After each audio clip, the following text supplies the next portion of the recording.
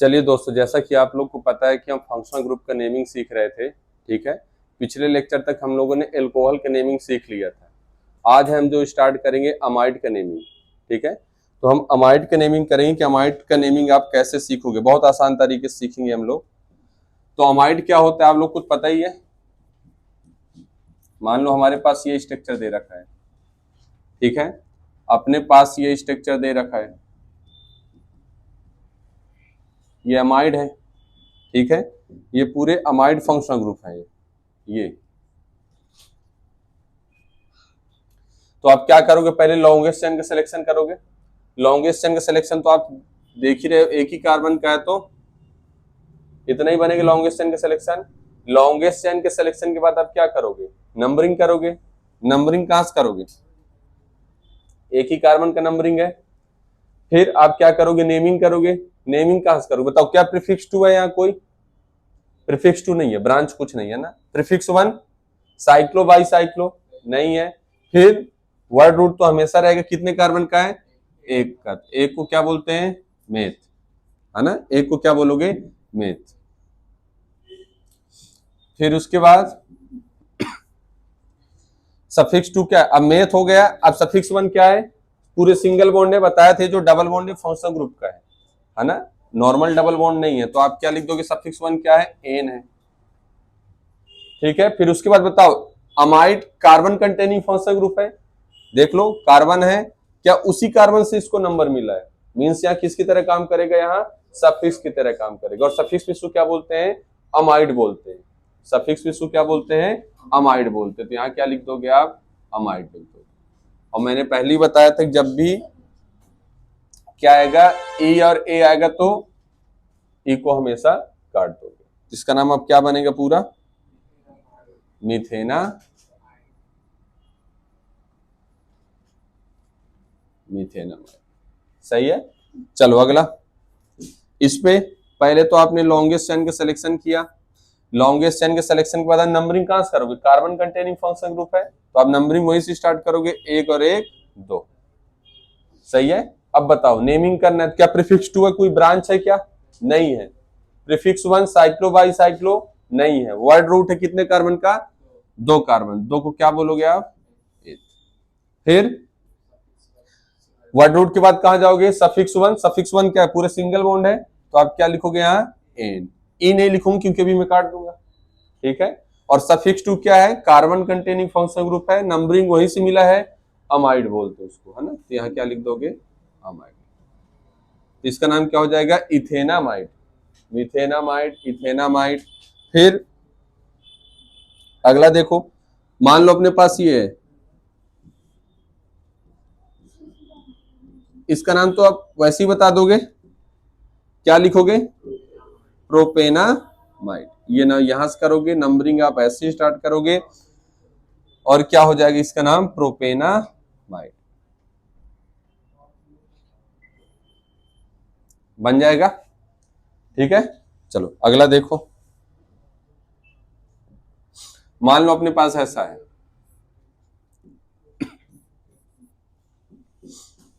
मान लो हमने ऐसा लिख दिया, ऐसा है। क्या करोगे इसमें, देखो पहले तो आपने क्या किया, लॉन्गेस्ट चेन का सिलेक्शन किया, एक ही कार्बन का दिख रहा है। आप इधर मत पहुंच जाना क्योंकि बीच में नाइट्रोजन है, बताया तो बीच में नाइट्रोजन कोई है, ऐसे होंगे तो आप नंबरिंग नहीं करोगे। आप नंबरिंग हमेशा कार्बन एटम का करते हो, ठीक है। तो आपने क्या किया, यहां से लॉन्गेस्ट चेन का सिलेक्शन किया, नंबरिंग यही से किया।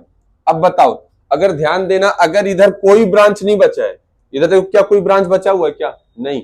अगर कोई ब्रांच नहीं बचा हुआ तो आप हमेशा जो नाइट्रोजन के उधर होगा उसको आप हमेशा नंबरिंग करोगे।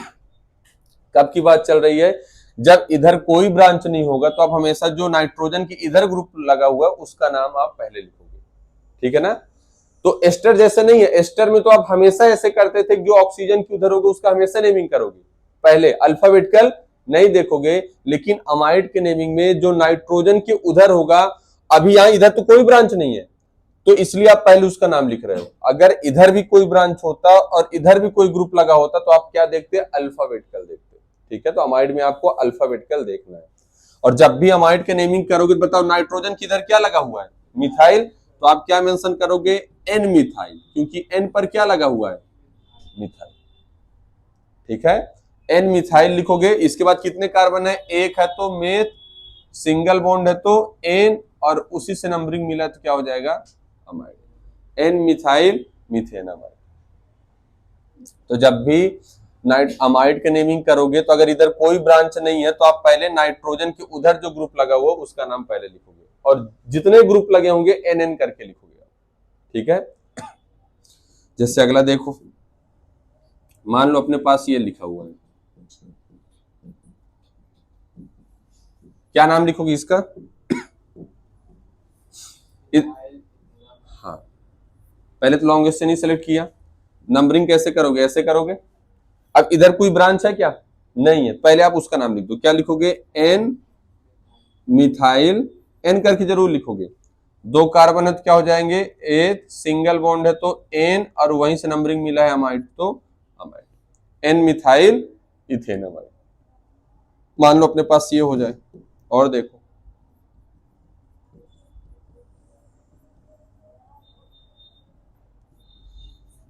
C2H5 मतलब क्या, इथाइल। बताओ लॉन्गेस्ट चेन का सिलेक्शन करोगे, नंबरिंग यही करोगे, कार्बन कंटेनिंग है, इधर तो कोई ब्रांच नहीं है, अब इधर बस लगा हुआ ग्रुप, तो बताओ इधर मिथाइल और इधर, जब दो डिफरेंट हो तो कैसे चेक करोगे, अल्फाबेटिकल, तो पहले क्या लिख दोगे, एन इथाइल, फिर एन, एन करके जो भी लिखने सब एन मेंशन करोगे, एन इथाइल एन, और जबकि एस्टर में ओ मेंशन नहीं करते थे हम लोग, है ना, ये दोनों में डिफरेंस है, वहां ओ मेंशन नहीं करते थे, बट यहाँ नाइट्रोजन में एन मेंशन करोगे, N ethyl N methyl, total number of carbon दो है तो एच, सिंगल बॉन्ड है तो एन, और कौन आ जाएगा, अमाइड बनेगा। ठीक है, अगला देखो, मान लो अपने पास ये है,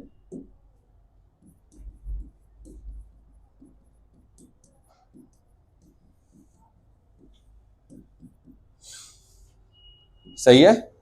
चलो सबसे पहले लॉन्गेस्ट चेन का सिलेक्शन, लॉन्गेस्ट चेन के सिलेक्शन के बाद नंबरिंग कहां से करोगे, कार्बन कंटेनिंग है, नंबरिंग यहीं से करोगे। अब बताओ, अब ध्यान से देखोगे तो इधर एन पर क्या है, मिथाइल, अब इधर भी क्या ब्रांच है, इधर भी ब्रांच है, क्या है, क्लोरो है। अब बताओ इधर भी इधर भी ग्रुप लगा, इधर भी ग्रुप लगा है ब्रांच, तो आप क्या देखोगे, अल्फाबेटिकल देखोगे, और अल्फाबेटिकल में पहले कौन आता है, क्लोरो, तो क्या लिख दोगे, 2 पर क्लोरो, एन पर क्या हो जाएगा, मिथाइल, और क्या हो जाएगा, एक दो तीन, तीन कार्बन है तो प्रो, सिंगल बॉन्ड है तो एन, और वहीं से नंबरिंग मिला है तो amide, 2 chloro N methyl propane amide. और एस्टर में याद करो हमने क्या बोला था, कुछ भी फंक्शनल ग्रुप हो, ब्रांच हो, कुछ भी ब्रांच दिया हो, आप अल्फाबेटिकल कभी भी नहीं देखोगे, जो ऑक्सीजन के उधर है पहले आप हमेशा उसको ही लिखोगे, एस्टर में ये था, और अमाइड में ऐसा नहीं है, आपको अल्फाबेटिकल देखना पड़ेगा, और जब भी लिखोगे तो एन करके लिखोगे। ठीक है,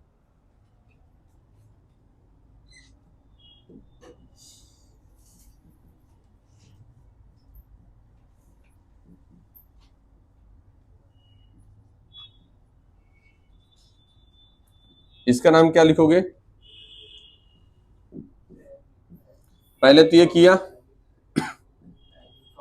नंबरिंग ऐसे किया, क्या लिखोगे, एन कॉमा एन, एन पर दो मिथाइल है ना, तो एन कॉमा एन, कितने हैं, दो है तो डाई, कौन है, मिथाइल, तो N comma N di methyl, दो कार्बन है तो एच, सिंगल बॉन्ड है तो एन, और क्या आ जाएगा, अमाइड। आप ऐसे करोगे, N comma N di methyl ethane amide बनेगा। तो ऐसे अमाइड का नेमिंग आप आराम से कर सकते हो, बहुत आसान है। ठीक है, चलो, तो ये बनेगा ना अमाइड के नेमिंग, बहुत आसान है, आप ऐसे कुछ भी होगा, आप क्या क्या ध्यान दोगे, आप देखो एस्टर में क्या करते हैं, जब भी ऑक्सीजन होगा उधर वाले का पहले नेम करोगे आप, अल्फाबेटिकल आप नहीं देखोगे, लेकिन अमाइड में क्या देखोगे, अगर कोई ब्रांच नहीं है तो आप एन वाला पहले लिख दो आप, लेकिन अगर कोई ब्रांच है, एक से ज्यादा ब्रांच है, तो आप अल्फाबेटिकल देखो और फिर जो है ग्रुप को वहां लिखो। ठीक है, तो ऐसे आप एमाइड का नेमिंग कर सकते हो। ठीक है, चलो अब हम अगला देखते हैं। एक होता है देखो इथर,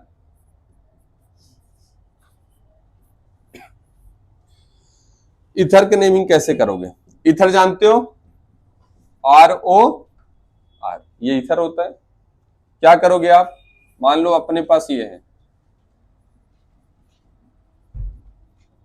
ये इथर है। अब देखो इथर तो कार्बन कंटेनिंग नहीं है, तो आप ऐसे जगह से लॉन्गेस्ट चेन का सिलेक्शन करो, नंबरिंग करो। पहली बात तो लॉन्गेस्ट चेन का माइंड में रखना है, और नंबरिंग आपको नजदीक से देखना है। तो बताओ लॉन्गेस्ट चेन कौन हुआ? नंबरिंग कहां से करोगे? नंबरिंग आप यहां से कर, क्यों? क्योंकि ये पास में है ना, तो 1 और ये क्या है? ये OR को हमने क्या बोला था, याद करो, एल्कोक्सी। OR को क्या बोला था? एल्कोक्सी। अब यहां क्या है? OCH3, तो एक कार्बन क्या बोलोगे? मेथॉक्सी। दो कार्बन होंगे तो इथॉक्सी।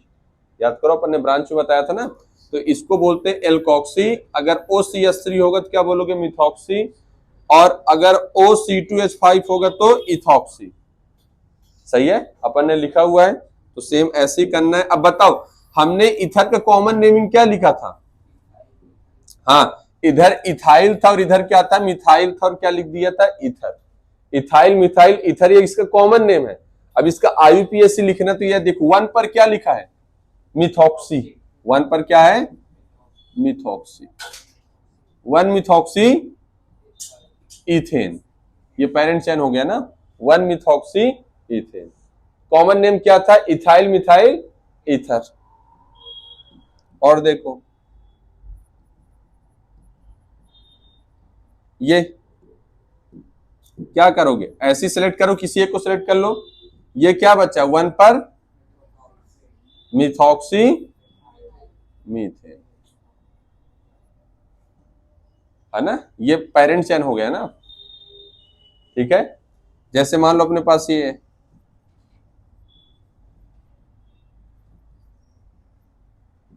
क्या करोगे? लॉन्गेस्ट चेन कोई भी सिलेक्ट कर लो। नंबरिंग कहां से करोगे? जहां से नजदीक मिलेगा। अब ये क्या बचा?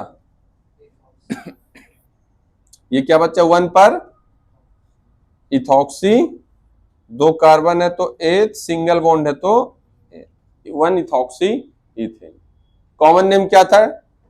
डाई इथाइल इथर, ये इसका common name. Di ethyl ether, ये इसका कॉमन नेम। ठीक है, तो आप ऐसे कर सकते हो। और देखो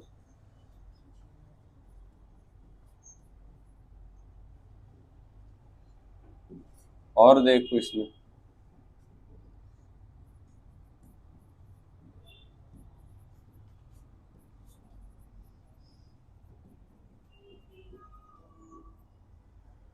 लॉन्गेस्ट चेन कौन सा है?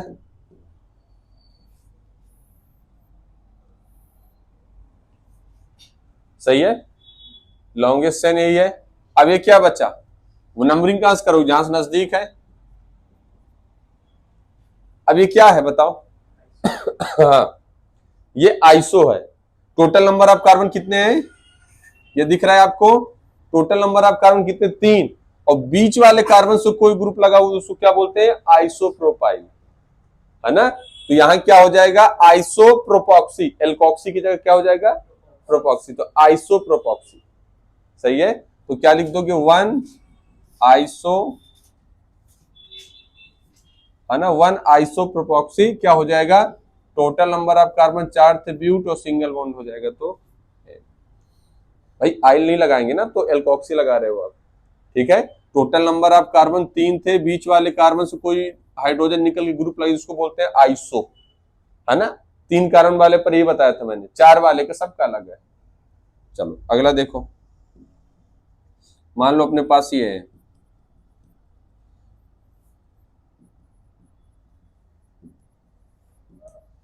कहां से नंबरिंग स्टार्ट करोगे? देखो ये भी 3 कार्बन है, ये भी 3 कार्बन है। सही है, ये भी 3 कार्बन का लॉन्गेस्ट चेन है, ये भी 3 कार्बन का लॉन्गेस्ट चेन है। तो किसको सेलेक्ट करोगे आप? नहीं, आप इसको सेलेक्ट करोगे। बोल दो क्यों? आप इसलिए क्योंकि अगर आप यहां से नंबरिंग कर रहे हो तो ऑक्सीजन कितने पर मिल रहा है, और अगर यहां से नंबरिंग कर रहे हो तो ऑक्सीजन कितने पर मिल रहा है? First one. समझ गए? ठीक है, अब इसका नाम फिर से वही हो जाएगा, क्या हो जाएगा? वन, हाँ इसका नाम क्या हो जाएगा? वन, हाँ आइसो, वन आइसोप्रोपॉक्सी प्रोपेन। बनेगा कि नहीं बनेगा देख लो एक बार। हाँ बन जाएगा। ठीक है, चलो अगला देखो। तो ये इथर का नेमिंग आप ऐसे कर सकते हो, और कॉमन नेम दूसरा होता है ना, कॉमन नेम तो हमने सीखा ही था, ये इथर का है, अपन ऐसे करेंगे। एक और सिखाता हूं आपको, ठीक है, एक और सिखाता हूं, एक सिखाता हूं मैं आपको इपॉक्सी, एक मैं आपको इपॉक्सी सिखाता हूं। इपॉक्सी याद करो मैंने क्या बताया था, ऐसे वाला, याद है? ये इपॉक्सी होता है, इसको देखो।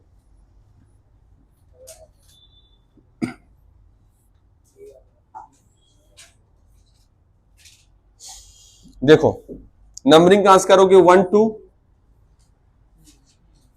ठीक है। अब क्या लिखोगे? 1,2, 1,2, और इतने क्या बोलते हो? Epoxy 1,2। Epoxy total number of carbon कितने हैं? 2, तो क्या बोलोगे? 8 सिंगल बॉन्ड है तो 1,2 हमने क्यों लिखा? क्योंकि 1 पर ऑक्सीजन कनेक्टेड है और एक 2 से भी ऑक्सीजन कनेक्टेड है, तो 1,2 इपॉक्सी इथेन। ऐसे ही एक बात का ध्यान देना, जब भी इपॉक्सी की नेमिंग करोगे तो आप रिंग से बाहर जा सकते हो, ठीक है। जब भी आप इपॉक्सी का नेमिंग करोगे तो आप रिंग के बाहर जा सकते हो। देखो यहां कैसे जाओगे? 1 2 और 3, आप ऐसे बाहर जा सकते हो इपॉक्सी की नेमिंग में, ठीक है। तो अब यहां क्या लिखोगे? 1,2 इपॉक्सी क्या हो जाएगा? प्रोपेन। तो आप रिंग के बाहर नंबरिंग कर सकते हो। मान लो अपने पास ऐसा है,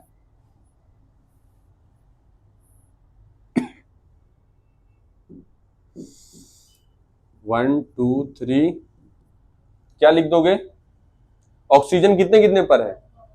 1,4। ये देखो एक यहां है और एक यहां है, तो क्या लिखोगे यहां से? 1,4 इपॉक्सी, हाँ इपॉक्सी ब्यूटेन बनेगा। बस ऐसे ही करना आपको। मान लो अपने पास ऐसे हो, नंबरिंग कहां से करोगे? अब देखो यहां से इस बार नंबरिंग करोगी, चाहे यहां से करो चाहे यहां से करो, ऑक्सीजन तो 1 पर है, बट इस बार ये भी नजदीक मिल रहा है, ब्रांच भी नजदीक मिल रहा है, तो 3 और 4 नंबरिंग तो ही आना, 1 4 पर ही आना। तो पहले क्या लिखोगे? है ना, 2 क्लोरो 1,4 इपॉक्सी,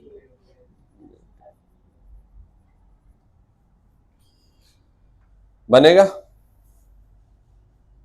ठीक है, चलो तो आज के लिए अपन इतना ही करते हैं, इनको कर लो आप अच्छे से, ठीक है, चलो।